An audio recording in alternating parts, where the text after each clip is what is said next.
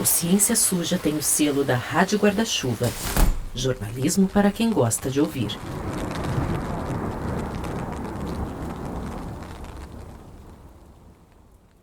Oi pessoal, a gente tá de volta e 2026 promete, porque o Ciência Suja vai seguir no esquema 100 temporadas, com episódios saindo o tempo todo. Mas a gente vai começar janeiro, fevereiro e março até um pouco mais devagar, até para balancear aquela loucura do fim do ano passado e dar tempo para você ouvir os conteúdos que já saíram, combinado? Então, nesses meses, a gente vai soltar um episódio narrativo e talvez uns 2 mesacasts, mas a gente vai compensar isso com umas pílulas a mais, como essa aqui. E essa pílula aqui, aliás, está muito boa.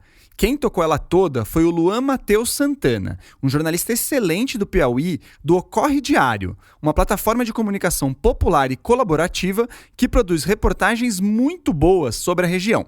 Eles têm um podcast também, o Corre, vale a pena conhecer. Então bora escutar o Luan e o que ele descobriu sobre os sambaquis do Piauí.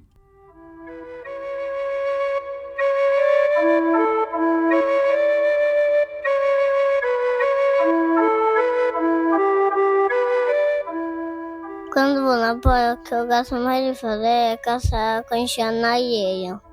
E quando tu caça conchinhas, tu brinca de quê com as conchinhas?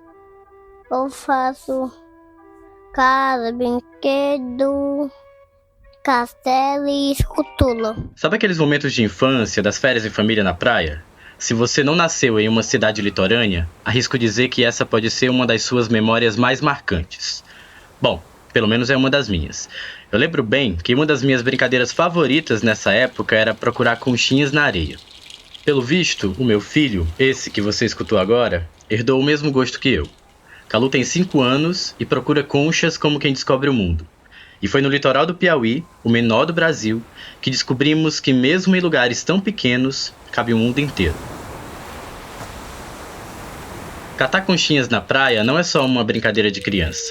Há milhares de anos, povos que viveram nas mesmas faixas de areia que a gente também eram coletores de conchas. Mas diferentes de nós, eles usavam essas conchas para fazer utensílios, enfeites e, de modo planejado, iam acumulando tudo. Cada concha amontoada, cada fragmento, acabou formando monumentos de sociedades inteiras que viveram à beira do mar. Hoje, a ciência chama esses monumentos de sambaquis. Bom, sambaquis são sítios arqueológicos, são estruturas. Ele consiste basicamente num aglomerado de conchas que foram sendo juntadas e depositadas propositalmente em um lugar. Esse que você escutou é o Francisco Júnior, um dos responsáveis por retomar as pesquisas sobre arqueologia no litoral do Piauí. Ele é mestre em arqueologia e indigenista especializado da FUNAI, que é a Fundação Nacional dos Povos Indígenas. Eu sou natural de Parnaíba, do litoral do Piauí.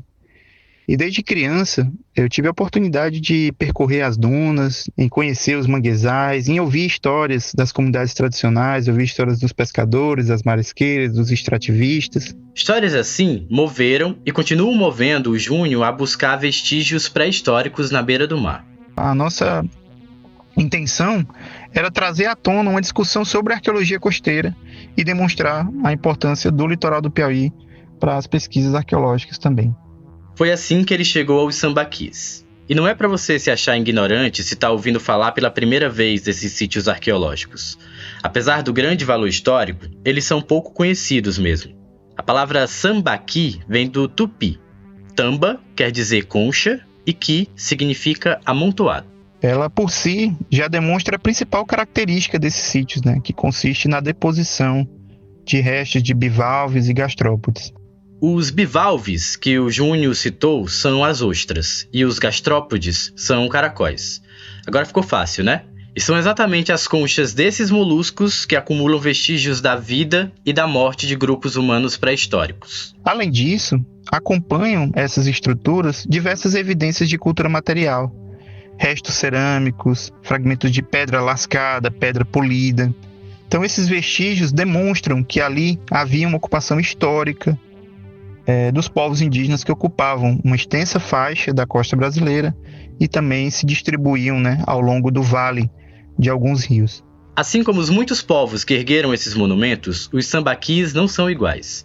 No sul e no sudeste do país, eles chegam até 30 metros de altura, mas aqui no nordeste, eles são mais tímidos, mais baixinhos. Isso tem uma relação direta com as diferenças culturais, as relações com os territórios, a forma como esses povos indígenas historicamente se relacionavam com essa paisagem. Quando a gente olha para os sambaquis, a primeira impressão é que eles são só um amontoado de restos de comida, quase uma lixeira pré-histórica. Mas quando os pesquisadores começaram a cavar mais fundo, eles encontraram mais coisas, inclusive esqueletos humanos. Isso mudou tudo. É uma evidência extremamente importante, porque demonstra essa monumentalidade, essa escolha. Havia uma escolha cultural desses povos na construção desses lugares. A partir daí, ficou claro que os sambaquis também funcionavam como cemitérios, e pela localização e pelo tamanho, também como monumentos que marcavam um território, mostrando qual grupo vivia naquela região. Os restos de peixes e moluscos revelaram que esses povos eram pescadores e coletores. Alguns sambaquis levaram até 1000 anos para serem erguidos. Isso indica que esses grupos não eram nômades, eles viviam ali de forma permanente e organizada. No fim, esses montes de conchas dizem muito mais sobre o que nós fomos do que a gente imagina. E se isso é verdade, o que os sambaquis do litoral do Piauí dizem especificamente sobre os povos que habitaram essa região? Bom, interessante também essa pergunta, e eu acho que para respondê-la eu preciso voltar um pouco no tempo para apresentar um panorama das pesquisas arqueológicas no litoral do Piauí. Então vamos voltar. Diferente de outras regiões, no Piauí as pesquisas com sambaquis são mais recentes. O primeiro trabalho foi feito na década de 1990, pelo Grupo de Estudo Histórico e Geográfico da Universidade Federal do Piauí, a UFP, onde o Júnior fez o seu mestrado. Mas foi só em 2017 que um trabalho de fôlego conseguiu mapear o conjunto dessas formações e identificar suas características principais. As características do material cerâmico, nós identificamos diferentes cerâmicas distribuídas ao longo desses sítios, gastrópodes, de bivalves, de conchas, que tipo de espécies existiam, de materiais de pedra polida, lascada que pudessem existir. No Piauí, os sambaquis estão concentrados entre os municípios de Cajueiro da Praia e Luiz Correia. Dá uns 59 quilômetros entre um e outro. E nessas andanças, o Francisco Júnior não identificou apenas os sambaquis. Ele e os colegas dele viram também os riscos que ameaçam a existência desses sítios, como o avanço do nível do mar, que tem a ver com a emergência climática, mas também com o avanço de construções irregulares, empreendimentos, rodovias, estradas que estavam sendo construídas e que estavam impactando diretamente, esses sítios arqueológicos.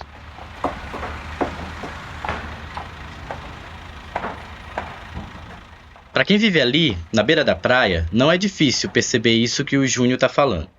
Em meio a tantas histórias que emolduram o nosso passado, o presente chegou com pressa. Cara, isso aqui era só areia, sabe?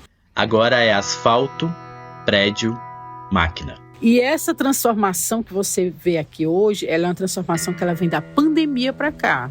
Essa é a voz da Adriana Márcia. Ela mora há quase 20 anos em uma casa em frente ao Mar da Barrinha, praia que pertence ao município de Cajueiro da Praia. Eu vim para cá de 2008 para 2009. A Adriana testemunhou de perto todas as mudanças que esse território sofreu nas últimas 2 décadas. Algumas boas.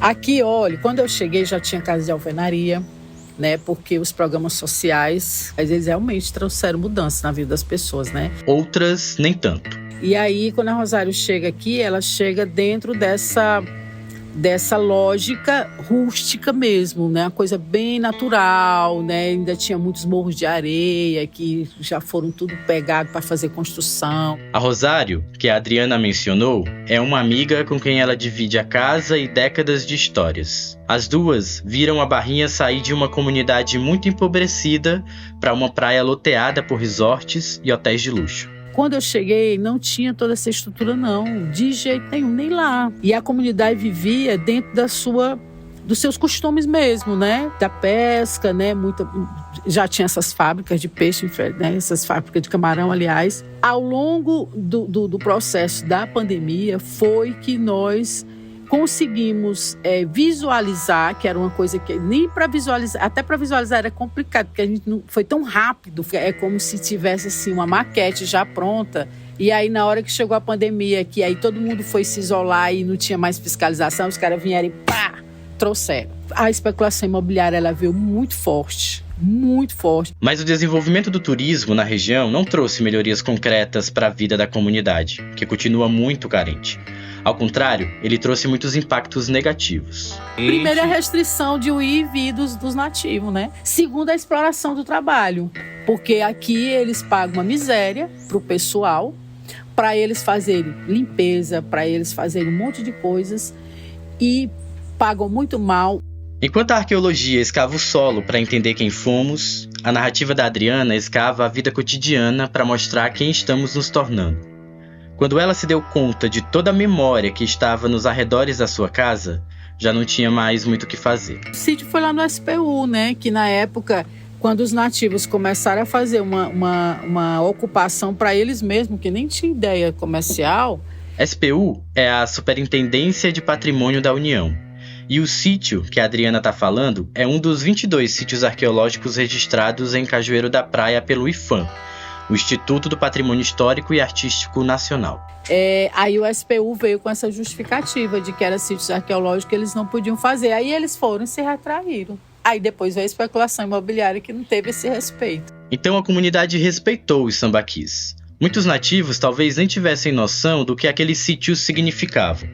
Mas como bons guardiões da memória, eles entenderam que aqueles amontoados queriam dizer muita coisa. Já a especulação imobiliária, não. Tem uma corrida silenciosa acontecendo no litoral do Piauí. Ali mesmo, pertinho da casa da Adriana, loteamentos e resorts brotam na beira do mar.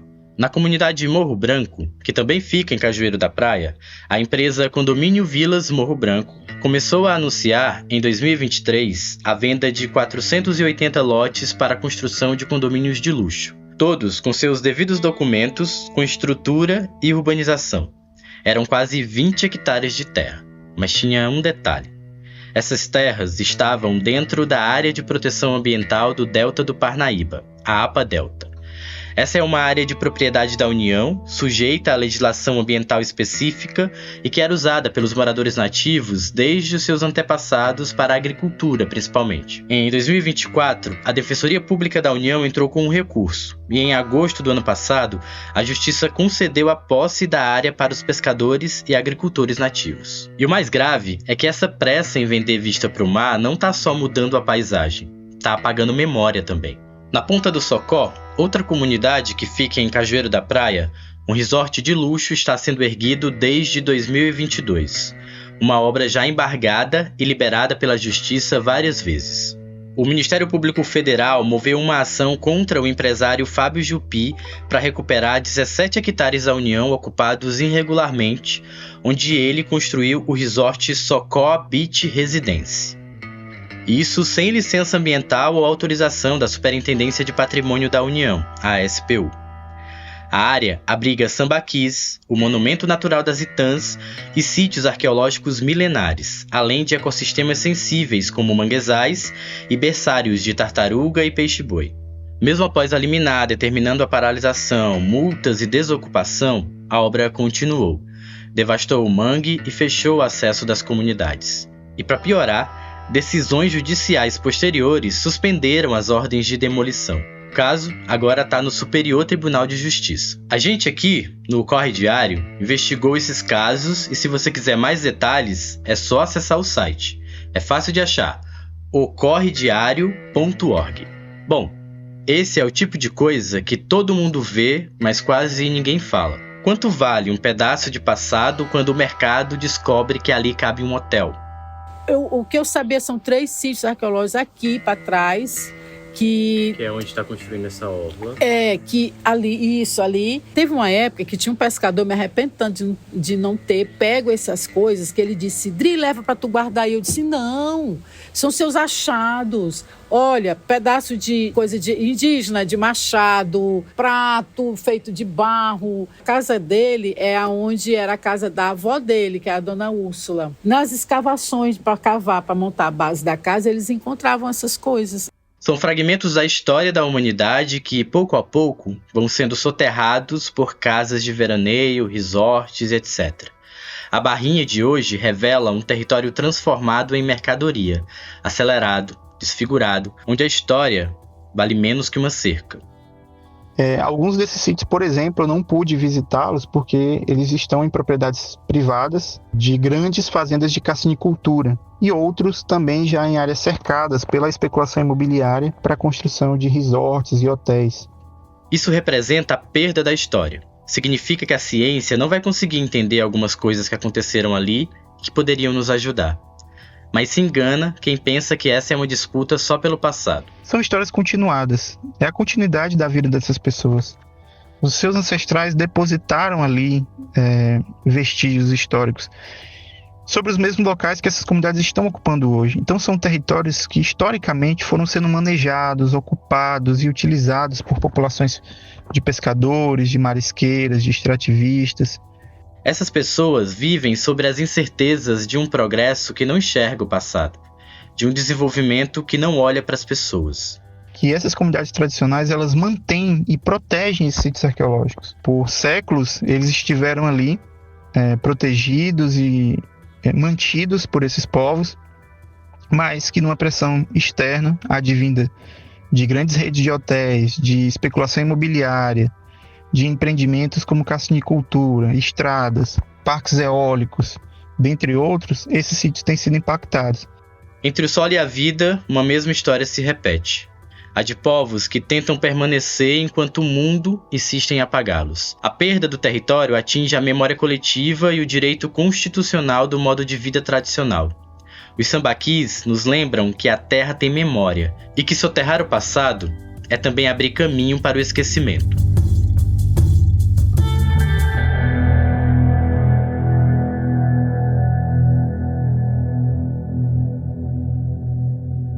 É isso. A primeira pílula do Ciência Suja de 2026 foi produzida pelo Luan Matheus Santana. Belíssimo conteúdo, Luan. Obrigado por trazer essa história pra gente.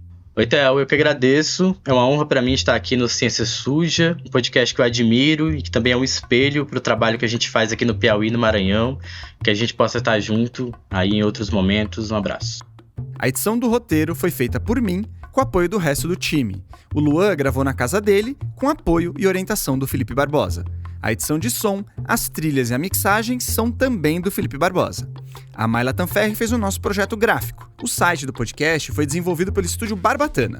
Lá você tem mais informações sobre como consegue ajudar a gente a seguir com Ciência Suja e os bônus que você recebe ao participar do financiamento coletivo. É cienciasuja.com.br. E você encontra mais informações nas nossas redes sociais, que são tocadas pelo Pedro Belo. O Ciência Suja está no Instagram, Facebook, TikTok, Twitter e Blue Sky. O Ciência Suja tem o apoio do Instituto Serrapilheira, que fomenta a ciência e a comunicação de ciência no Brasil.